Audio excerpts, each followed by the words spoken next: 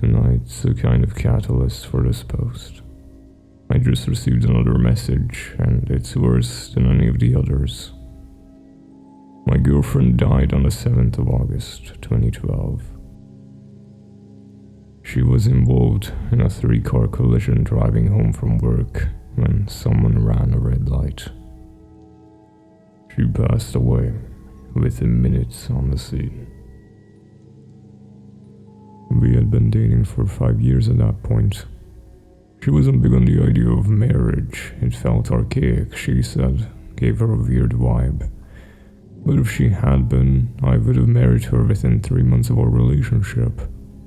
She was vibrant, the kind of girl that would choose to dare every time. She was happiest when camping, but a total technophile too. She always smelled like cinnamon. That being said, she wasn't perfect.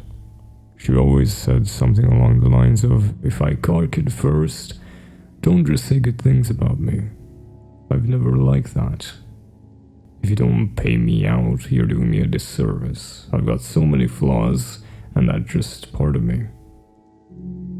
So this is for the music she said she liked and the music she actually liked were very different. Her idea of affection was a side hug. She had really long toes like a chimpanzee.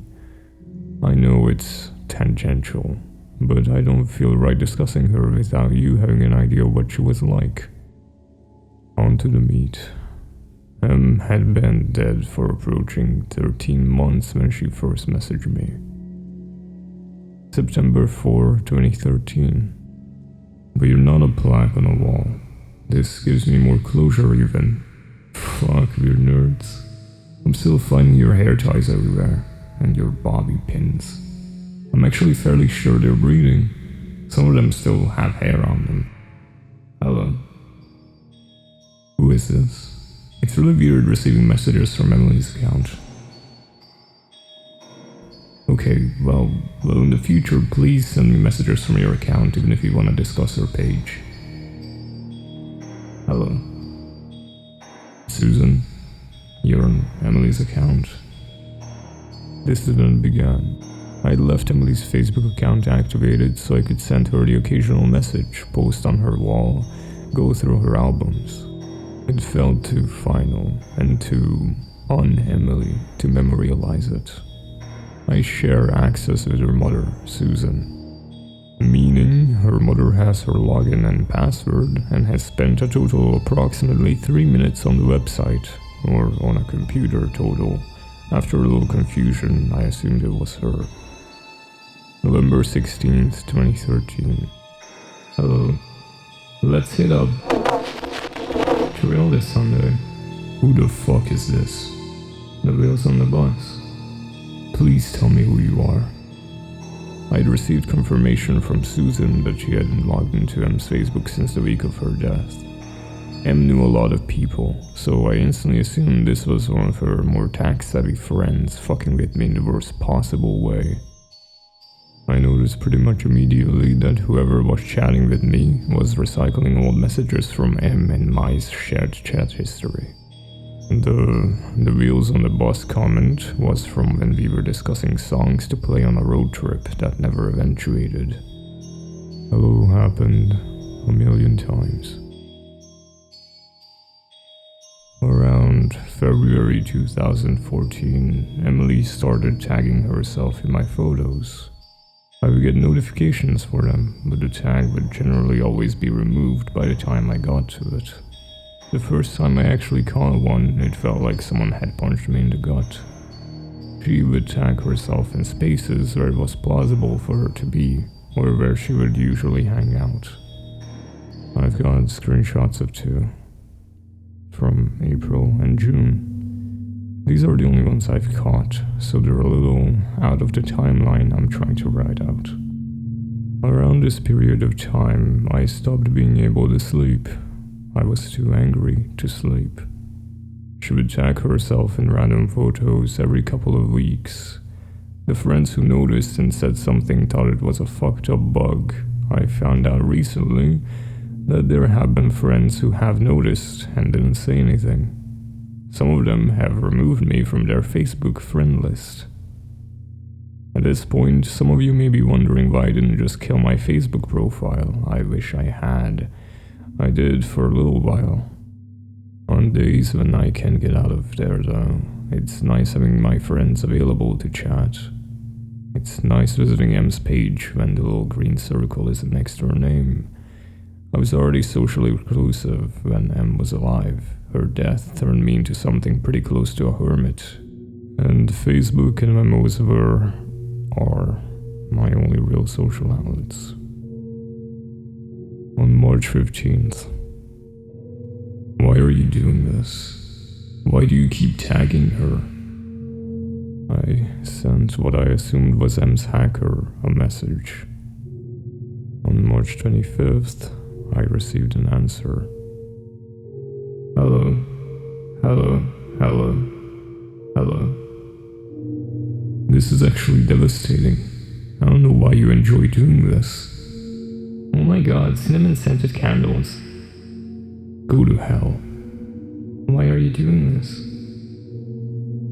It wasn't until I was going over these logs a few months later that I noticed she was recycling my own words as well.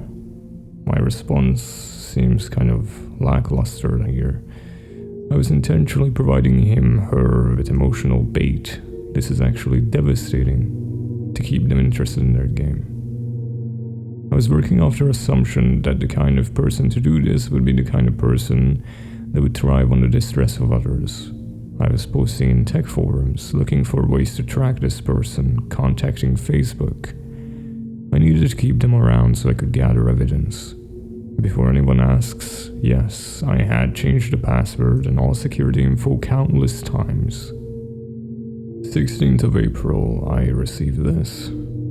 We should make our own jam. Jesus fucking Christ, Samantha.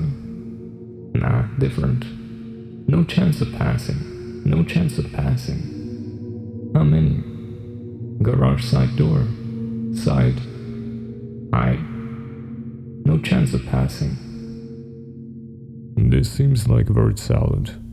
Like all our conversations so far, it's recycled from previous messages she sent. 29th of April. Baked beans on toast. I don't know, I just said yo ask Nathan. Nathan. I don't know what's happening. I don't know how you're still doing this. Please stop. Please stop. I don't know what's happening. Nathan, I don't know what's happening.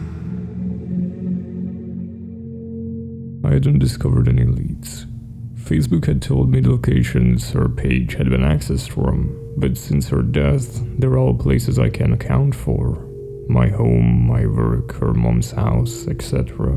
My response here wasn't bait.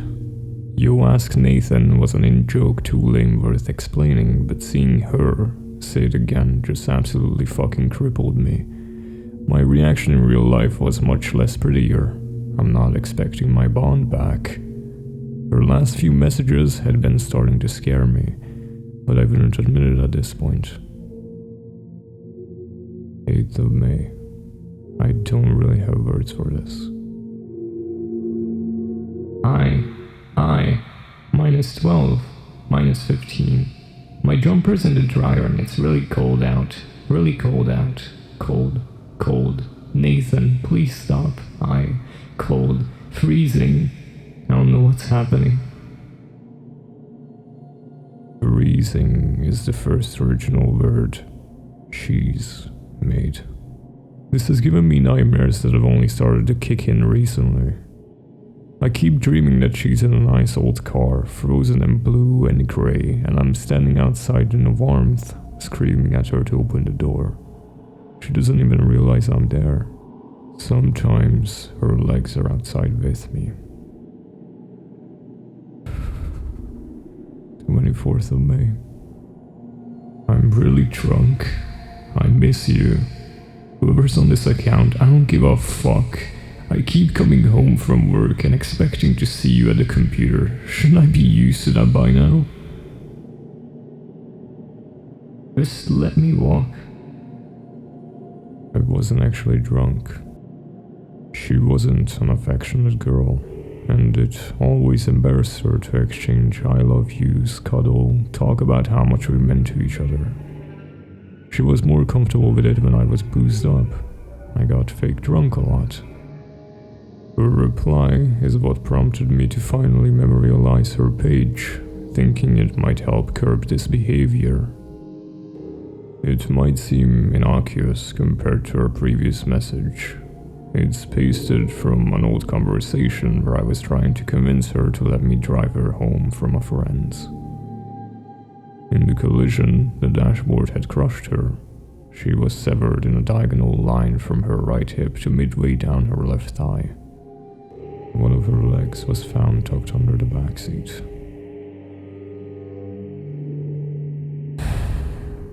Going back in time, 7th of August 2012. Hey, on your way home? Emily. When you see this message, please ring me straight away. I rang, and they said you left at 4. I'm starting to panic. I feel sick in my stomach. Please ring me. Emily, answer your phone. These are the logs from the day she died. She was usually home from work by 4:30. This, alongside a couple of voicemail messages, is the last time I talked to her under the assumption that she was alive. You'll see why I'm showing you these soon. Yesterday, 1st of July, 2014. Hey, you on your way home? Emily. When you see this message, please ring me straight away. Please stop. I rang, and they said you left at 5. I'm starting to panic. Please stop. Cold. Emily, answer your phone. I don't know what's happening. Cold. Freezing. I memorialized her page a couple of days after I received a message about walking. Until today, she'd been quiet. She wasn't even tagging herself in my photos. I don't know what to do anymore. Do I kill her memorial page? What if it is her? I want to puke. I don't know what's happening. I just heard a Facebook alert. I'm too afraid to swap windows and check it.